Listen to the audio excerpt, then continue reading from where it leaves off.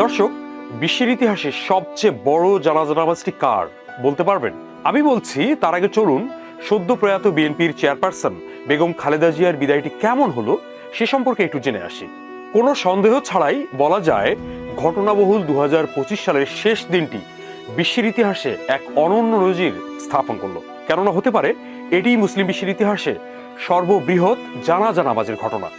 যদিও এই জানাজায় কত মানুষ উপস্থিত হয়েছিলেন তার সঠিক হিসেব এখনো আমাদের হাতে নেই, তবে একটি বাস্তব ধারণা আপনাদের দেই।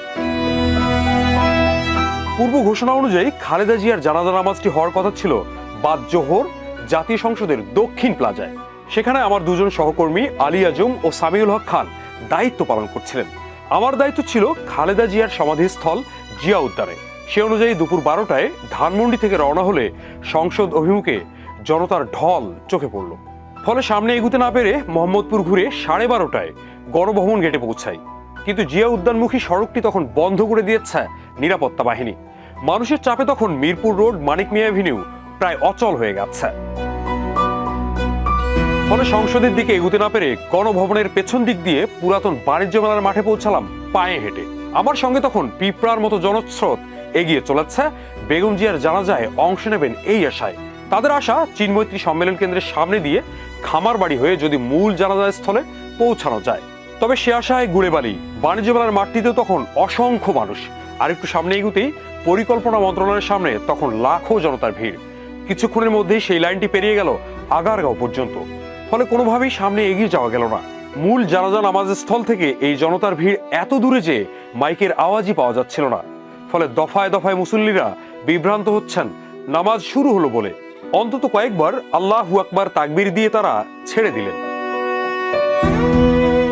সহকর্মীদের খবর অনুযায়ী ততক্ষণে জানাজা নামাজটি ছড়িয়ে পড়েছে দক্ষিণ পূর্বে ফার্মগেট হয়ে বাংলা মোটর পর্যন্ত, উত্তর পূর্বে আগারগাঁও, পূর্ব দিকে বিজয় সরণি, পশ্চিমে ধানমন্ডি 32 থেকে সোহরাওয়ার্দী হাসপাতাল ও আসাদ এভিনিউ পর্যন্ত ছড়িয়ে পড়েছে।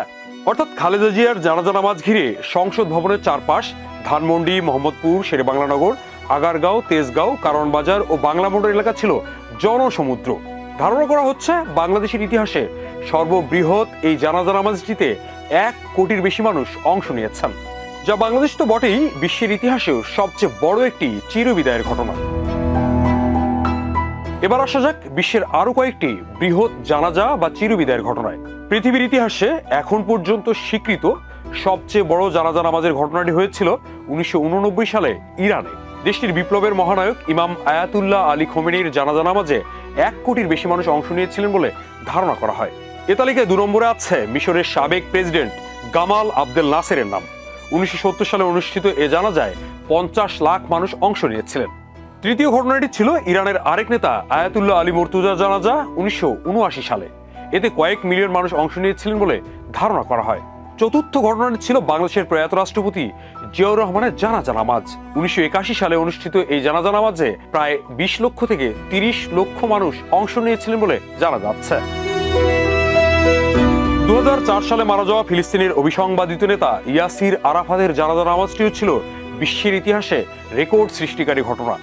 বিশেষ করে ইসরায়েলের অবরোধ সত্ত্বেও তার বিদায় বেলায় কয়েক মিলিয়ন মানুষ অংশ নিয়েছিলেন। অন্যদিকে 2025 সালে ভারতীয় আধিপত্যবাদ বিরোধী আন্দোলনের শহীদ ওসমান বিন হাদির জানাজা নামাজটিও ছিল বিশ্বের ইতিহাসে এক অনন্য ঘটনা। এই নামাজে 10 লাখের বেশি মানুষ অংশ নিয়েছিলেন বলে ধারণা করা হচ্ছে।